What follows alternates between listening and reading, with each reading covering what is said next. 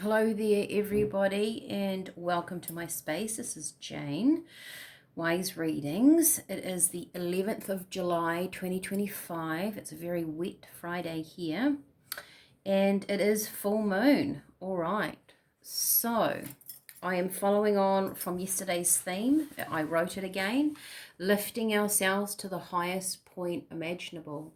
So this is very much in keeping with manifesting your dreams, your desires. Good on a full moon. If you're sitting indoors, take the time to maybe write an intention down. Okay, and this is what I got. This is quite interesting. When we manifest, the universe, it was kind of like universal law, looks at us as a whole being. We cannot manifest all, underlined, all our positive intentions if we hold shadow. Therefore, most human beings have varied results. Interesting. So how I take that, we'll see what cards come out, but how I take that is we want to manifest something, but if our energy, just worried about my book burning in front of my candle. Hang on one moment. I have done that, people. Okay. Right. Let's go back to, okay, as you can see, I've got my book sitting there happily away from my owl. All right.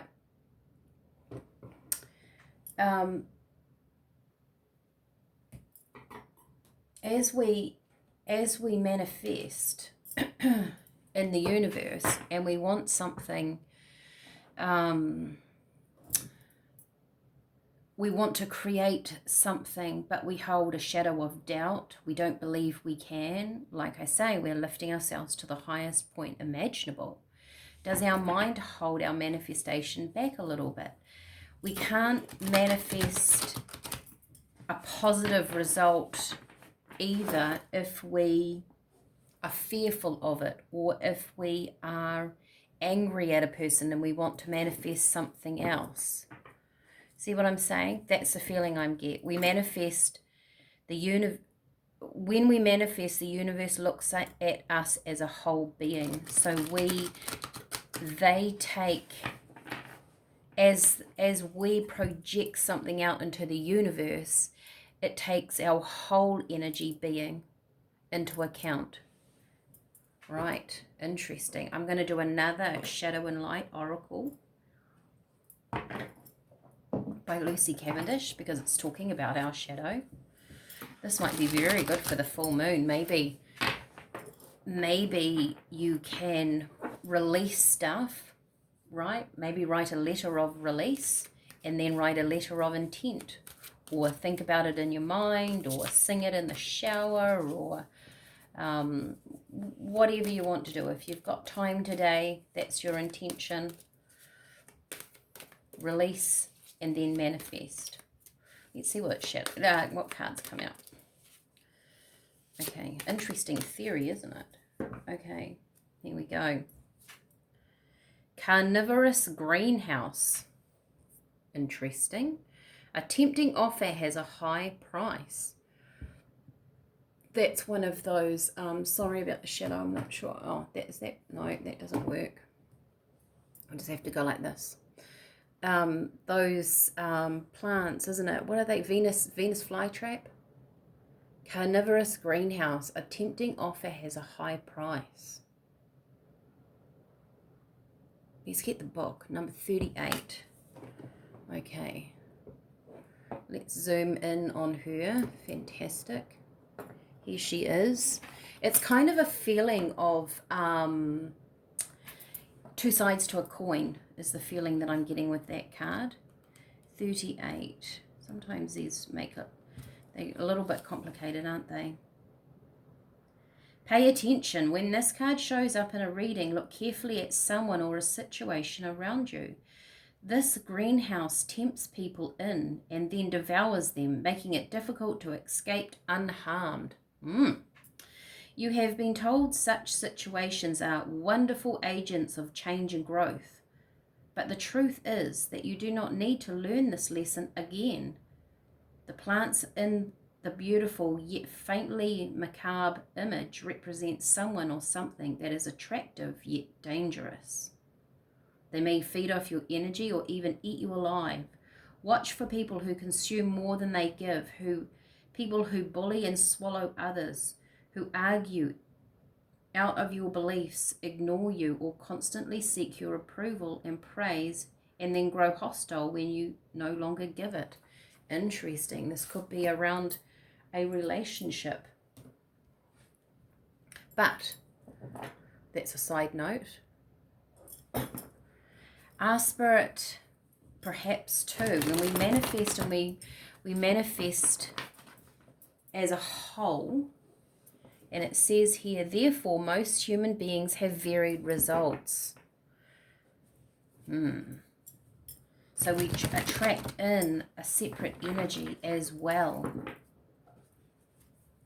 Do we just want the good bits out of something and we're missing seeing the bad? Perhaps, yes, we want that, but have we looked at the whole picture?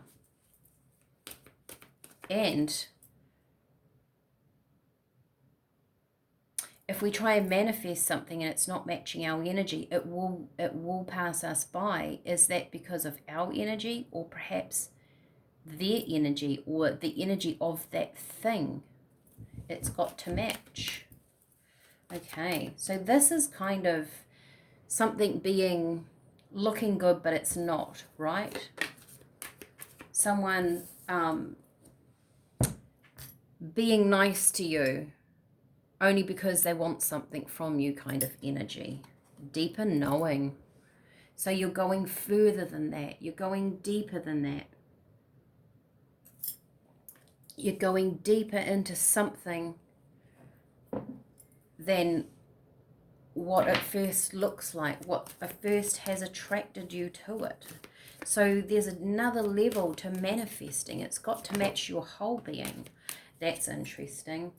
That's exactly what this card is to me. Exchanging gifts. This card comes into a reading when I find that you are being taken advantage of, when you're giving more than you are receiving, when it's not balanced and equal. So either your energy isn't balanced and equal, and as you manifest, and maybe you want this certain situation, but the situation has shadows to it, right? You have varied results because we're varied. And regeneration, interesting. But there is a chance to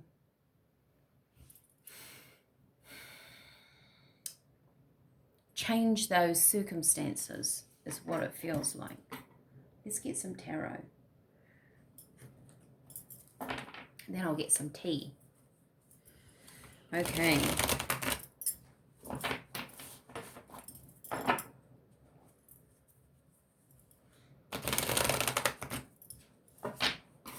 Is everything as it seems? Do we have to move through with a deeper knowing? Do we have to also know or understand or feel that we are ready for something? If we manifest out of greed or spite, revenge, doesn't work, does it? But we can manifest with a pure heart. But if we have guilt or shame or rejection, could be anything, could be from our childhood, something that sits in our energy field, we have varied results. Oh, look at that, the devil energy. Wow. Are we attracted to the surface level temptation? That's what the devil is all about. Something very tempting, a tempting offer has a high price.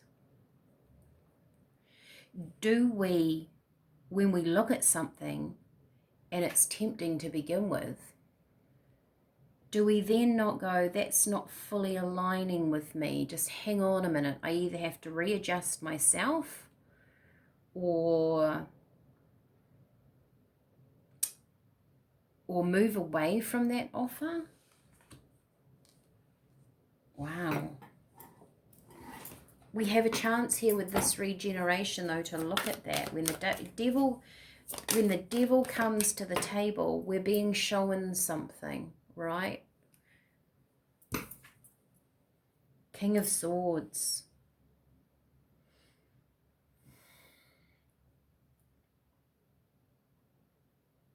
Let me get another card on that. Tell me about this King of Swords. Thank you, Spirit. Because I'm just wondering is that our energy of having to be clear? Yeah, right. And you've got the Star. Gaining clarity. It's like stepping back a minute. Stepping back a minute from your manifestation and going, okay, how come I'm not getting the desired results that I want from something that I've been working towards, doing, dreaming about, wishing upon a star? Because Spirit is saying, King of Swords can be quite a blunt, direct energy in a reading, but I feel like this is also telling us that we need to be quite clear in our communication. We need to clear something up. Wow.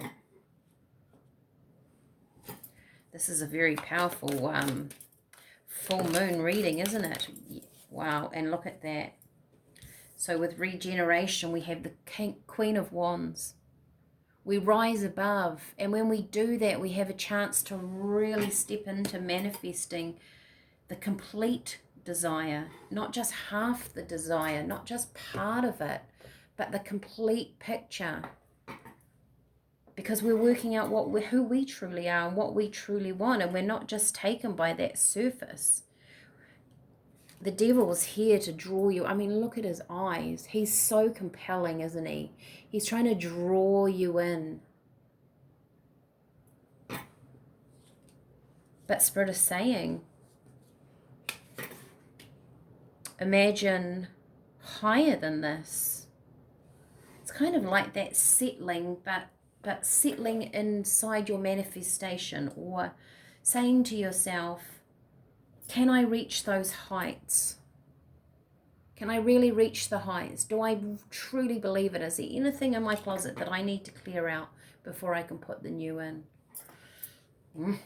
If you're doing the tea journey, let's get some teas with us.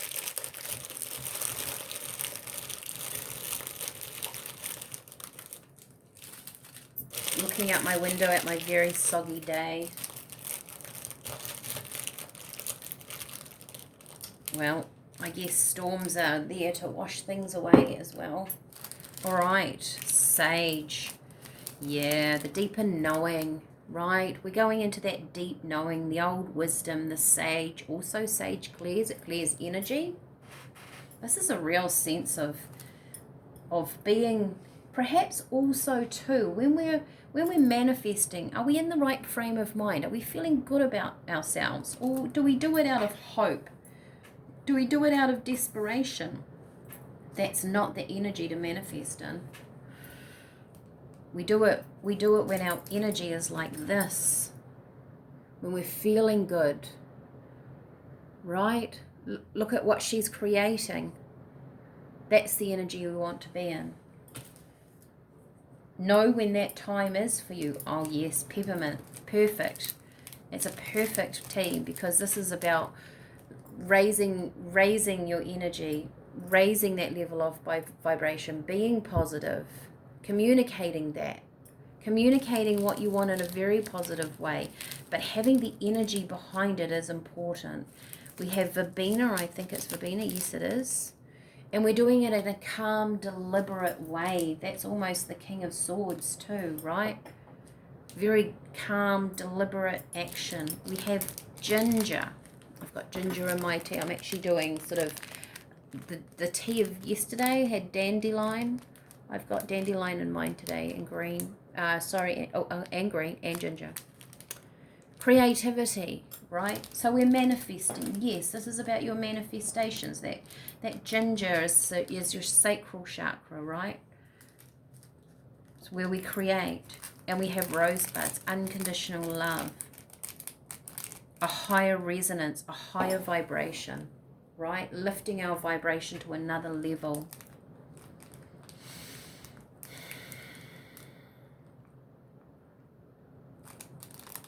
feel like there's more to this. Hang on a minute. I just feel like there's a sense of more to Rose. Tell me about Rose. And let me know PQR. Can't do my pages. Divine love holds a high frequency than any other oil on the planet. So this is an essential oil book, don't forget, but you can still take that. I mean, oil comes from the same plant, comes from the roses. A powerful healer of the heart, and supports an individual in reaching heavenward and connecting with divine love. It teaches us the need for divine grace and intervention in the healing process. As an individual opens to receive divine benevolence in all its manifestations, the heart is softened. If one can simply let go and choose to receive divine love, they are wrapped in warmth, charity, and compassion. I wonder if every manifestation we do, we need to put that love energy into it, right? Does that lift that? If we surround that by love, does it change the vibration? And then ask yourself, is it matching your vibration?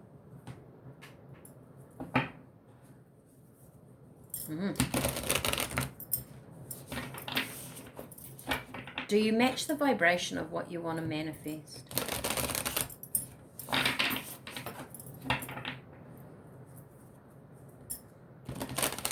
I get too with that devil. It feels like sometimes if we rush a process and we're not ready, we're not getting everything. We're not lifting ourselves to the highest point imaginable. We might be able to go higher, dream bigger, be more open, have more. Okay. Ooh. I've got time to let go. Groundhog spirit. I don't know if I've ever drawn that card. Groundhog spirit. Time to let go. Let go of a past story. Add unconditional love to that. If you can't let it go, wrap it in unconditional love. The divine energy of spirit. Armadillo. Set healthy boundaries. So this regeneration here, right? Where do I put those? The regeneration. You're moving out of something. It's clearing. The universe is almost clearing it away. Perhaps this full moon is about clearing things away. Plus your energy and setting high intentions. All right.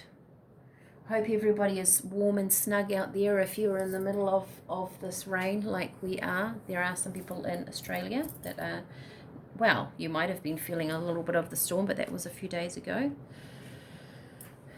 If you are here, keep warm and snug. Make yourself a pot of tea. And even though we won't see the moon tonight, know that it is there influencing us. And I will see you all again tomorrow. Bye for now.